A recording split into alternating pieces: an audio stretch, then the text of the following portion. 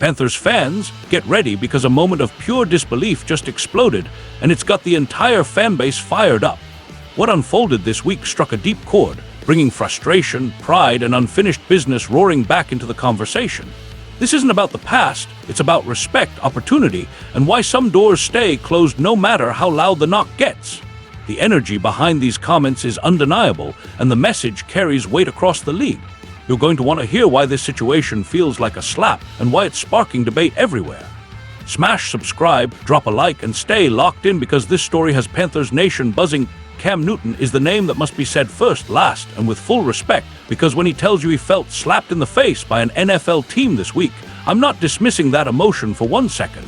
I'm listening, I'm leaning in, and I'm asking the same question he's asking. How in the world does a 44-year-old Philip Rivers, 5 years removed from the game, land a practice squad opportunity with the Indianapolis Colts, while Cam Newton, a former MVP and the face of the Carolina Panthers for a decade, can't even get a workout? Make it make sense, because right now it does. Let's slow this down and put respect where it belongs. Cam Newton wasn't just another quarterback. This man accumulated over 32,000 passing yards, over 5,600 rushing yards, and 269 total touchdowns. He won Offensive Rookie of the Year. He won League MVP. He dragged defenses into nightmares because they had no answer for him in his prime.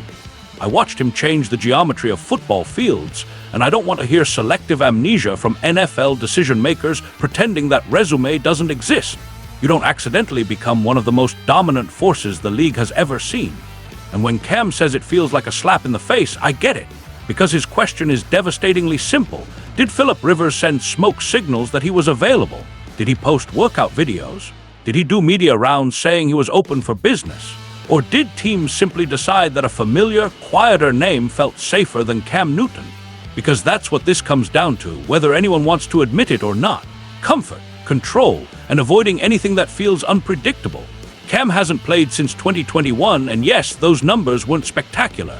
I won't insult your intelligence by pretending otherwise, but context matters, and I refuse to ignore it. That Panthers team was dysfunctional, directionless, and broken long before Cam arrived midseason. Yet even then, he gave them life, gave them belief, and reminded everyone what leadership under fire looks like. The man never officially retired because in his mind, opportunity still exists. And frankly, I respect that mentality more than quiet exits and farewell tour. Now here's where things get uncomfortable, and I'm going to say it plainly. Cam Newton scares people, not because of his arm strength or his legs, but because of his presence. He commands attention. He dominates rooms. He brings microphones, cameras, opinions, and accountability. And when he says teams don't want a circus, what he's really saying is they don't want a personality that can't be muted. Some organizations prefer quarterbacks who blend into the wallpaper, who won't challenge narratives or demand cultural shifts. Cam was never built for that role, and he never pretended to be. But let me ask this, because it matters. When did the NFL start confusing personality with disruption? When did confidence become a liability instead of a leadership trait? Cam Newton has always been unapologetically himself, and that authenticity is exactly why Panthers fans still ride for him today. You can debate whether he fits a roster at 36 years old, but you cannot debate his football intelligence, competitive fire, or locker room impact. Those things don't expire just because birthdays stack up. Do I believe Cam Newton will get another real shot? Honestly, I don't know. The league has a habit of quietly moving on from stars who don't conform neatly. But what I do know is this: his frustration is justified. If there's room for nostalgia signings and emergency depth at quarterback, there's room for a former MVP who never officially walked away.